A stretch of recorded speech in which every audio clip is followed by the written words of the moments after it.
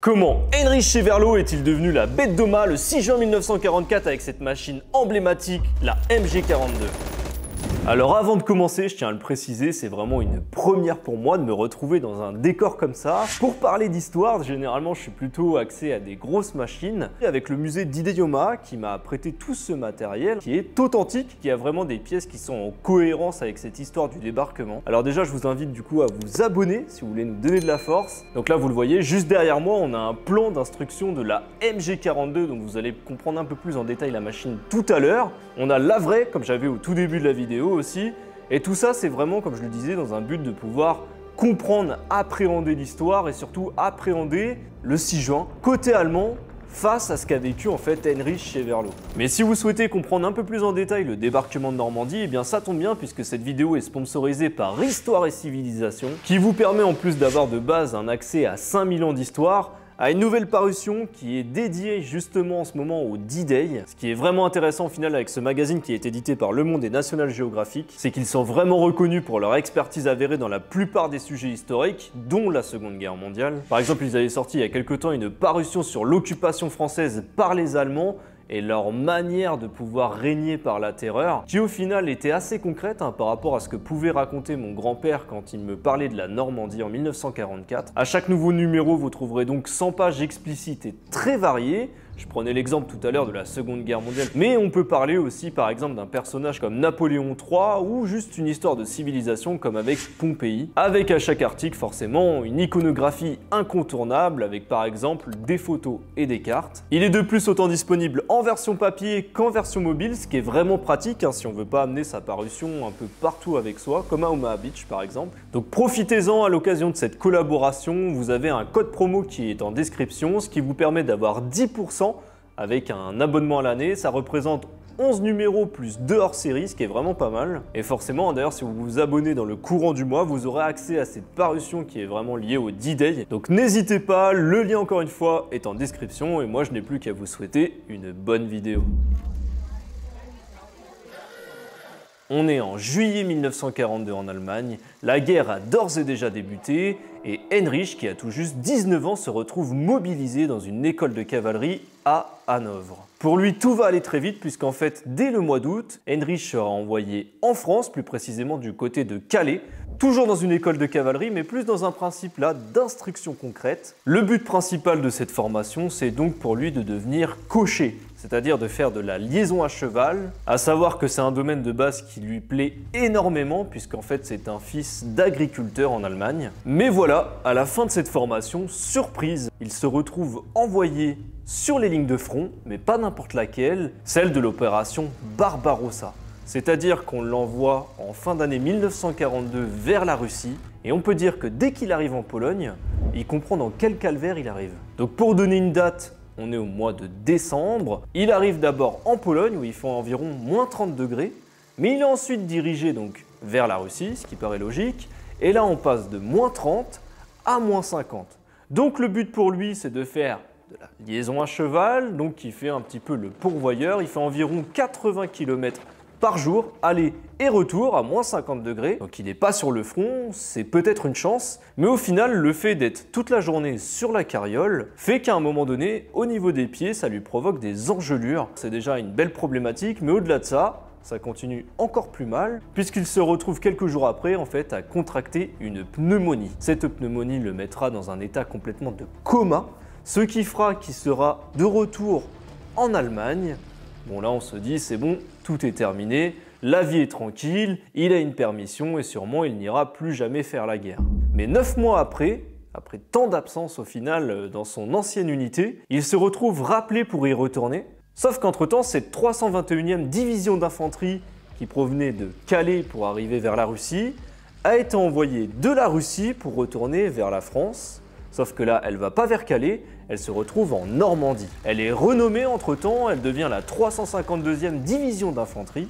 Malgré que la Normandie soit beaucoup plus clémente au niveau du climat que la Russie, très familière au final puisque la Normandie pourrait s'apparenter à son pays natal, mais il tombe face à un supérieur qui lui fait vivre la misère. C'est en fait Auguste Wassermeyer, quelqu'un de très strict. Et en fait, s'il l'estime aussi peu, c'est parce que lors d'une visite médicale, lorsqu'il arrive en Normandie, On l'a classé inapte, c'est-à-dire inapte à pouvoir utiliser encore les carrioles ou faire du cheval. Alors s'il est inapte, il n'y a rien à faire. À la période de Noël en 1943, Wassermeyer, il va très clairement en fait le détacher pour l'envoyer du côté de Colleville-sur-Mer en tant que domestique. Domestique, ça ne veut pas dire qu'il va passer le balai, etc.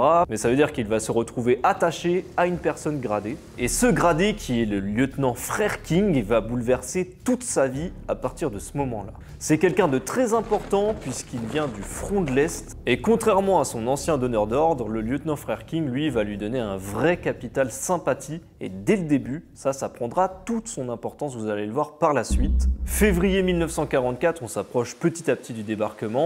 Il découvre donc le littoral qu'on appelle de Grand Camp, qui regroupe toute la partie qu'on appellera plus tard par les Américains d'Omaha Beach. Et s'attache ici, ce qui va changer un petit peu de ce qu'il y avait dans les terres, c'est que là on est sur une base côtière, et sur la base côtière, qu'est-ce qu'on a depuis quelques années déjà? C'est le mur de l'Atlantique, et dont le responsable n'est tout autre que le légendaire Erwin Rommel. Erwin Rommel, c'est donc quelqu'un qui est très respecté de par son humilité. Il a fait ses preuves pendant la guerre de Tunisie, malgré qu'il l'ait perdu, on va dire en 1943. Là, son plan, c'est vraiment renforcer le mur de l'Atlantique. On en retiendra même quelque chose qui porte son nom. Ce sont les asperges de Rommel, des sortes de gros troncs d'arbres qui sont plantés dans le sable, avec en haut des mines explosives qui permettaient, en cas de débarquement de navires, de pouvoir très clairement les faire exploser. Le mur de l'Atlantique, lui, il est composé de milliers de défenses fortifiées, mais le secteur qui va nous intéresser, nous, c'est le WN 62. C'est le titre de son récit, à Heinrich Cheverlo. C'est à partir de ça que je m'inspire en fait de tout ce que je vous explique aujourd'hui. Et ce WN 62, c'est donc, comme je le disais tout à l'heure, un point d'appui, un nid de résistance, dans tous les cas en gros, un lieu où il y a des renforts fortifiés, de l'armement, au cas d'une attaque par la mer. Et si on doit parler de particularité, il y a un petit quelque chose en plus dans le WN62 et qui est très peu connu. Il y a sur la plage un concasseur de galets. Alors pourquoi on aurait besoin d'un concasseur de galets dans une défense fortifiée? Eh bien en fait il faut savoir que sur la plage d'Omaha il y a énormément de galets. Et donc quoi de mieux que des galets qui ont été broyés pour créer du gravier. Et ce gravier, qu'est-ce qu'on en fait? Tout simplement du béton. Et ce béton sert à faire tout ce qu'on appelle les regelbau, donc toutes les casemates des défenses fortifiées aux alentours. Et en fait, Heinrich, il va vivre sa meilleure vie là-bas. Ça sera vraiment très confortable, il pourra boire du calvados, il pourra sortir. Le tout, en fait, c'est très simple, c'est juste de pouvoir balader le lieutenant Frère King à ses différents points de contrôle. Et je pense qu'à partir de ce moment-là, on peut dire qu'enfin la vie sourit à Heinrich Cheverlo. Sauf que, parce que sinon ça serait beaucoup trop facile. Comme je l'ai dit tout à l'heure, Erwin Rommel, il le sent pas très bon, en fait, ce coup du débarquement. Il y a des échos qui tournent, même sur le côté du lieutenant Frère King, en fait, qui a des documents confidentiels, dont Heinrich arrive, grâce un peu au lieutenant Frère King, à avoir un peu les yeux dessus. Il y a quelque chose qui se passe, c'est sûr, on ne sait pas vers où ça va se tourner. Mais en tout cas, il semble y avoir bel et bien un débarquement qui semble prévu, mais on ne sait pas vraiment quand. Et donc le on ne sait pas vraiment quand, c'est ce moment fatidique. On est le 5 juin 1944, Heinrich remarque en fait qu'il y a un mouvement de tempête. Ce mouvement de tempête, c'est ce qui fera décaler de 24 heures en réalité le débarquement de Normandie. 6 juin 1944. Là, on peut dire qu'on y est, c'est le jour J, mais côté allemand, logiquement, ils ne sont pas vraiment au courant. Il est un peu plus de minuit, et en fait, le lieutenant Frère King réveille Heinrich à la hâte, qui lui dit d'aller absolument au WN62, et maintenant, puisqu'il y a un danger imminent. Donc ils ne perdent pas de temps, ils prennent la carriole, ils partent de Hauteville, ils se retrouvent à Colleville-sur-Mer, il est minuit 55, et en fait, comme à leur habitude, tout le monde se place à leur position. Forcément, ils ne sont pas que deux, ils sont plusieurs de la division.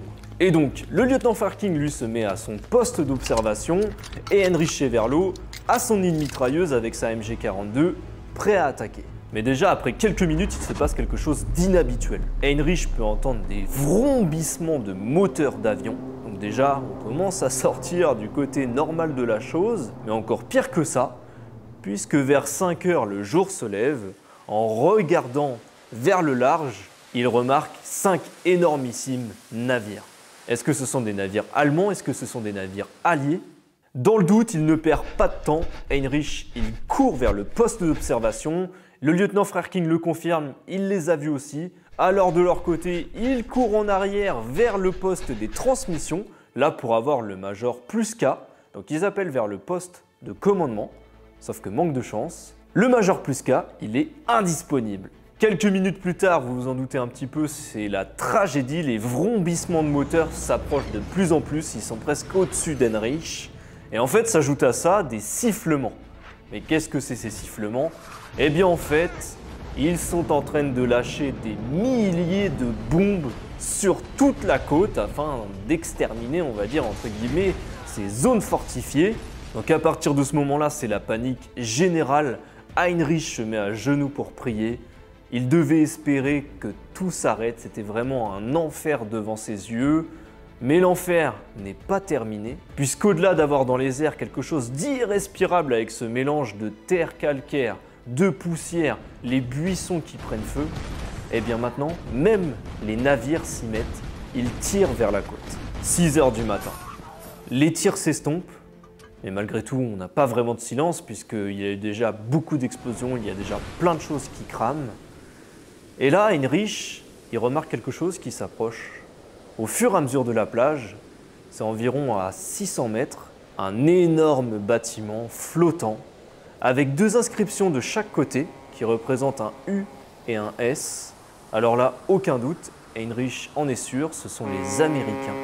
Ils sont en fait avec un Landing Craft Infantry, c'est la First Division Infantry qui est en train de débarquer. Ce navire qui est déjà capable d'accueillir 6000 hommes. Heinrich ne perd pas de temps, il fonce, dans ses mains prêt à tirer la MG42, Maschinengewehr modèle 42. De toutes les armes existantes, celle-ci est vraiment révolutionnaire. C'est la simple héritière de la MG34. Elle a une cadence plus élevée de 400 coups par minute, ce qui lui donne une capacité d'environ 1200 coups par minute. Je ne sais pas si vous pouvez imaginer un petit peu la vitesse de folie de tir de cette machine. Avec pour une mitrailleuse un poids seulement un peu plus inférieur de 10 kg et un changement de tube en cas de chauffe, ce qui va être très important pour Heinrich Cheverlo, de moins de 10 secondes. Il est 6 h 30 du matin, les premiers soldats américains sortent de leurs embarcations. Heinrich ne tire pas puisqu'on lui a donné un ordre très important. Tu ne tires qu'à partir du moment où les soldats ont leurs jambes à mi-hauteur de la mer. Donc, long silence. Les soldats s'avancent au fur et à mesure. Et là, d'un seul coup, on entend ce qu'on appelle le bourdonnement d'Hitler. Un son bruyant et unique que jamais les soldats américains qui ont débarqué le 6 juin 1944 n'oublieront. À partir de ce moment-là, aucun homme n'a sa chance. Face à la cadence de tir de cette MG42, c'est un véritable carnage. Mais Heinrich, il ne s'arrête pas là, puisqu'en fait, la problématique quand on tire avec ce type de mitrailleuse, c'est qu'on n'a pas forcément une visibilité pure. Alors à côté, il a un carabineur 98K qu'il prend, et là il va tirer au coup par coup. Et petit à petit, tous ceux qui se cachent, ils passeront aussi. Alors au bout de quelques heures et quelques milliers de coups déjà tirés, la première vague s'arrête. Heinrich, aussi dingue que cela puisse paraître, prend le temps d'aller fumer une cigarette avec le lieutenant Frerking. Donc pour commencer, sur la deuxième vague, d'après le récit d'Heinrich, les LCVP arrivent. Ce sont en fait de petites embarcations en bois qui sont beaucoup plus vulnérables en fait que les grosses LCI qui arrivaient dès le début. Et là, il continue, donc il reprend de plus belle, il va tirer directement dans les embarcations, sauf que petite problématique, la MG42, elle peut s'user comme toutes les armes, et là, vu la cadence de tir, c'est pas l'arme en tant que telle qui est fatiguée, mais c'est plutôt son canon, son tube, donc il décide de le changer, il va se brûler avec, tellement il a pris un coup de chauffe. Et rappelez-vous, tout à l'heure, on parlait de concasseur, donc ce fameux concasseur en question, Heinrich, dès le début, ne l'avait pas remarqué. Mais certains soldats américains ont vite compris qu'en se cachant juste derrière, on n'avait pas la visibilité sur eux.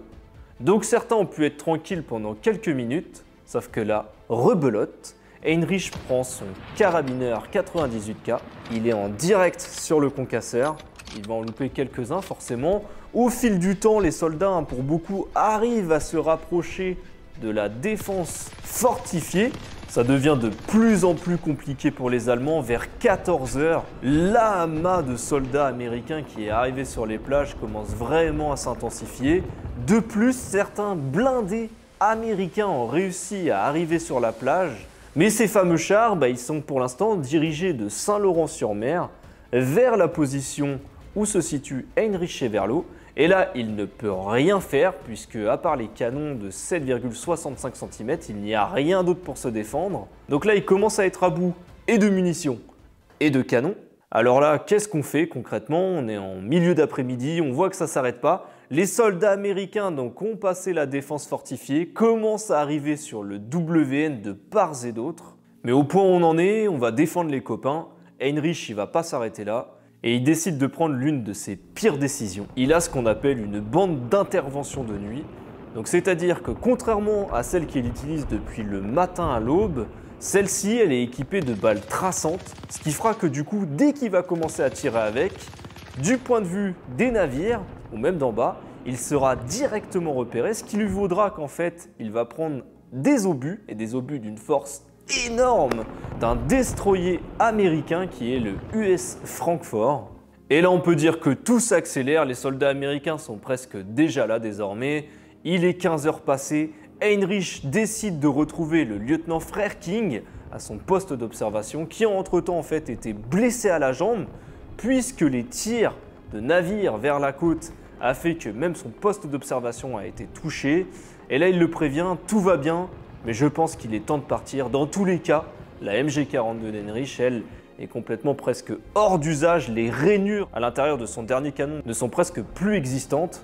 Donc là, il est temps, il faut y aller. Le lieutenant Frerking regroupe les hommes, donne ses ordres à un premier fantassin. Il lui dit de partir en éclaireur sur la hauteur pour voir s'il y a toujours moyen de partir. Ça a l'air plutôt bon, il est parti en courant. Le prochain, c'est Heinrich. Il lui dit « c'est à toi d'y aller ». Heinrich s'en souviendra toute sa vie, puisqu'en fait ce sera la dernière fois qu'il verra le lieutenant Frerking, avec qui au final il avait créé un gros lien d'amitié. Une fois arrivé là-haut, un troisième homme arrive, et ce que je viens de vous dire est confirmé, puisqu'en fait c'est cette personne-là qui le dira à Heinrich. Tout le monde est mort, tout le monde a été éliminé d'un coup, donc ça a été vraiment un départ de justesse pour Heinrich et le reste de l'équipe. Donc pour eux, plus rien à faire, ils essayent de retourner quand même au cœur de Colville-sur-Mer. Ils arrivent à atteindre le WN de poste de commandement, où ne se trouve d'ailleurs plus le Major Pluska. On est toujours le 6 juin, ça faut le savoir, c'est important, mais on leur donne à charge en fin de journée des prisonniers de guerre. Donc en essayant de discuter avec ces prisonniers de guerre américains, l'un d'entre eux lui mentionne à Heinrich que ses parents proviennent d'une contrée en Allemagne, c'est celle d'où provient aussi Heinrich. Donc par logique, il essaye de parler sa langue natale avec lui, qu'il comprend très bien. Il m'a raconté que ses parents étaient nés dans ma propre région et qu'en 1920, ils avaient fui par Hambourg et s'étaient exilés aux États-Unis. Il voulait se marier, mais en Allemagne, ce n'était pas possible, car lui était fils d'un riche fermier, alors qu'elle était servante dans la ferme. En Amérique, les parents de ce soldat ne parlaient que Plattdeutsch et ils l'avaient appris à leur fils. Donc les deux soldats arrivent à communiquer. Au fil de la communication, ils décident de fumer une cigarette tous ensemble qu'Heinrich va diviser pour partager en plusieurs morceaux. Et donc ils décident de continuer le chemin pour quitter Colville-sur-Mer. Et là, je pense que sur un état d'usure, ils ont vite compris que dans tous les cas, ils étaient encerclés et que plus rien n'était possible. Et donc Heinrich, il décide de faire quelque chose d'incroyable. Il demande à ce prisonnier de guerre, qui comprend donc sa langue, s'il peut se rendre. Et donc, quelques minutes après, on se retrouve, on est le 7 juin 1944. Heinrich et les hommes qui l'entourent, plus les prisonniers de guerre américains, se rendent aux autres soldats américains. Et pour Heinrich, tout s'arrête ici. Donc ce qu'on va retenir à la fin de son récit à Heinrich et qui est vraiment incroyable, c'est qu'en fait, il aurait tiré 12 000 coups avec cette MG42, donc ce qui paraît totalement disproportionné. Mais n'oubliez pas, tout à l'heure, je vous l'ai dit, on parle de 1200 coups à la minute. Donc ça fait environ 10 minutes de tir. Il a tiré de 6h30 à 15h30. Je vous laisse faire les calculs. Il a quasi tiré presque 10 heures. Donc au final, c'est pas tant énorme que ça, mais je pense que c'est plutôt énorme sur la quantité de cartouches. Du côté de la carabine, c'est beaucoup moins, mais c'est assez énorme quand même. On est environ à 400 coups. Et concernant les victimes américaines du 6 juin 1944 provoquées par Heinrich Cheverlo, on ne peut pas les estimer, mais on serait à quelques milliers. Cette histoire, c'est donc une réelle tragédie. Heinrich ne l'oubliera jamais, puisqu'après avoir été prisonnier de guerre jusqu'en 1947, il sera de retour en Allemagne où il fera tout le reste de sa vie là-bas. Il va mourir en 2006, et donc jusqu'en 2006, il restera gravé en lui. Un jeune soldat américain était presque parvenu à se mettre à l'abri. C'est à ce moment-là qu'avec mon fusil, je lui ai tiré dessus. Je l'ai probablement atteint à la tête. Son casque a roulé dans le sable et il est tombé lourdement en avant. Cette image-là, pendant des semaines et même des mois, je n'ai pu m'en défaire.